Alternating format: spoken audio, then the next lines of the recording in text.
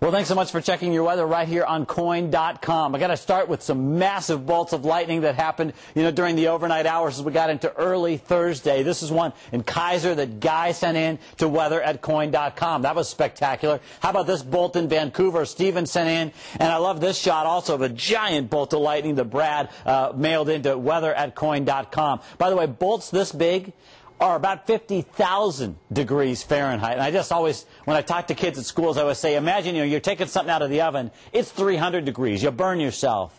This is 50,000 degrees, so it's no surprise we did have fires that started. However, most of those fires were put out by the heavy downpours that followed. High temperatures on Thursday were warm on both sides of the Cascades. That will provide some energy for another possible round of thunderstorms into early Friday morning. But this is really the last of the days where we're going to see the smoke coming from the south and also the warm, unstable air. A chance of an overnight storm in the valley, but a much better chance, really, eastern Oregon and central Oregon. You guys are going to see some severe storms most likely by the time we get to Friday morning.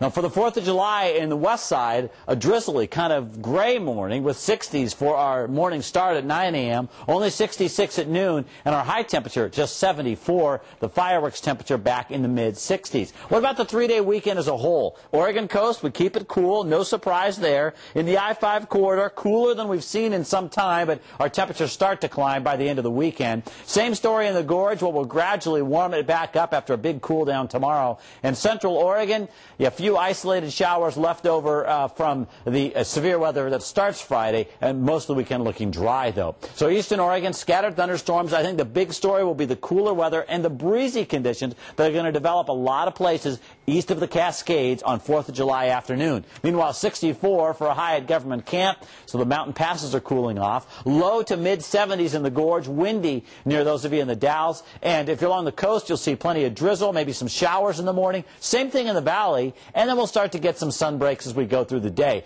But only 74, so that tells you clouds should basically dominate. There's the 7-day forecast, but most importantly, how about the fireworks forecast? For our Friday night, 66 degrees in the valley and partly cloudy skies. Thanks for checking your forecast right here on KOIN.com.